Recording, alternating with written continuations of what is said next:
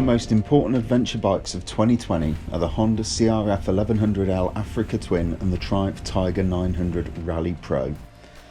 For riders looking for a true adventure motorcycle, the strides made by both Honda and Triumph this year mean the Africa Twin and Tiger 900 are top of the light heavyweight adventure motorcycle class.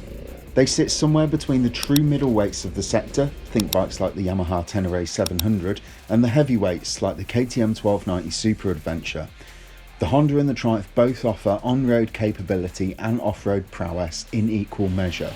But which one is better for both scenarios? The Honda CRF1100L Africa Twin, and not the Adventure Sports Edition, is the focus of this comparison. There are two versions of that bike available, the DCT and the manual. The manual bike comes in at £13,049 and the DCT is £13,949. On 4,000 miles per annum and a £2,793 deposit, the Honda comes back at 36 monthly repayments of £165 a month. So that's for the non-DCT bike with no accessories added. The Triumph Tiger 900 Rally Pro is the most off-road focused of the 5-bike Tiger 900 range. It comes in at £13,100. On the same deposit and mileage as the Honda, the Triumph is showing a monthly price of £151.12 over 36 months.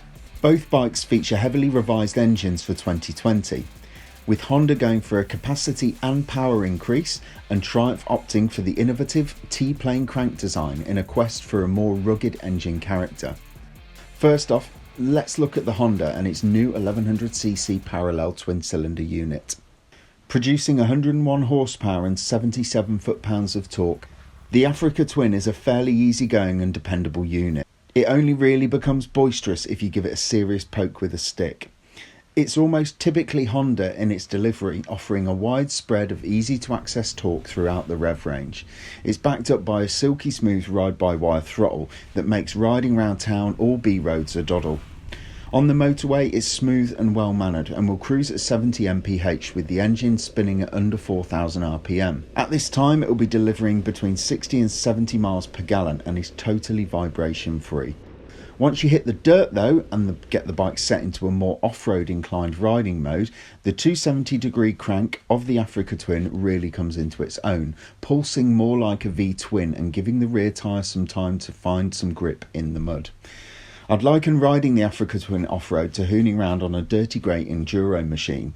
You can almost forget that you're riding a 226 kilogram adventure bike and just focus on the task in hand. The engine of the Tiger 900 has not only had a capacity hike for 2020, it also features what is believed to be the first time this type of crank arrangement has been used in a motorcycle. Triumph call it the T-plane crank, and it spaces the crank pins in such a way that the pulses from the 93 horsepower triple are now unevenly spaced. It gives the machine a really distinctive rough and ready soundtrack, as well as helping the rear tyre to hook up and find some grip in dusty and slippery surfaces. I've been lucky enough to ride both the 800 and 900 Tiger variants on their respective Moroccan launches, and I can testify that the system is very much more than just a marketing gimmick. The old 800cc Tiger with its non-T-plane engine could spin up the back wheel at the drop of a hat. It was great for drifting around and having fun, but not so good when you were trying to navigate a tight technical off-road section. The new engine's distinctive delivery gives you a 2-for-1 character, with the motor behaving like a twin below 4,000 rpm and more like a triple above that. The new engine does have a drawback though.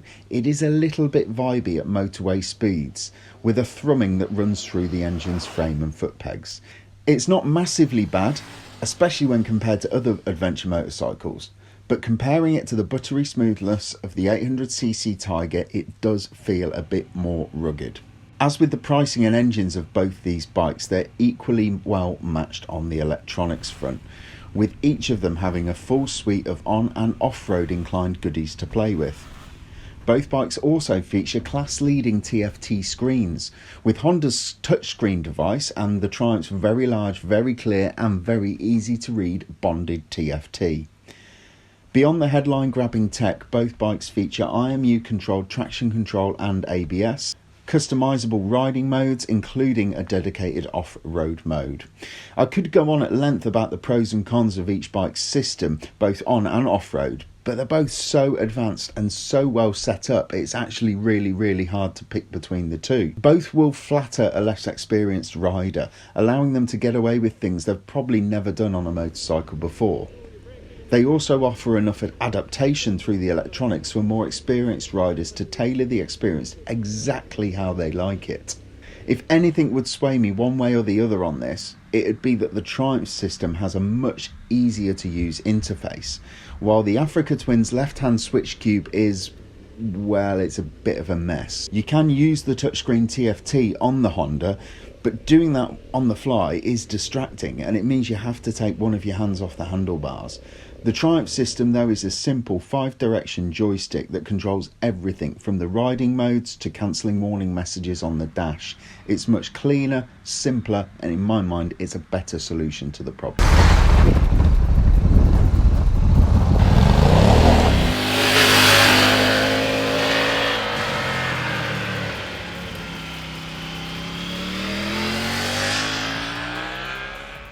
With both these machines offering riders the ability to cover huge miles both on and off-road, choosing between the two is a very tricky task. They are matched on almost every level from price, electronics, equipment and spec, and for many the choice will simply come down to brand loyalty. For me, it comes down to the application and where, when and how I plan to use them. If I was looking for a do-it-all bike that would be used primarily as a day-to-day machine with some off-road work thrown in for good measure, I'd take a punt on the Africa Twin. It's slightly roomier, has a bigger tank and slightly more padded pillion perch. It'll also return slightly better MPG than the more revvy Tiger 900. If though I wanted a bike that would be more of an off-road workhorse and less of a mild munching on-road machine, I'd have to take the Tiger 900. Its T-plane engine makes so much sense when you're riding off-road. I've honestly never felt as at home riding off-road as I did on the new Tiger 900 in Morocco. The 900 is also slightly smaller in all directions than the Honda. There's not much in it, but just enough that it helps it to feel more agile while still retaining that big bike look and road presence. So there you have it, that's our verdict. But what bikes would you like us to compare? Let us know in the comments below and we'll see what we can do.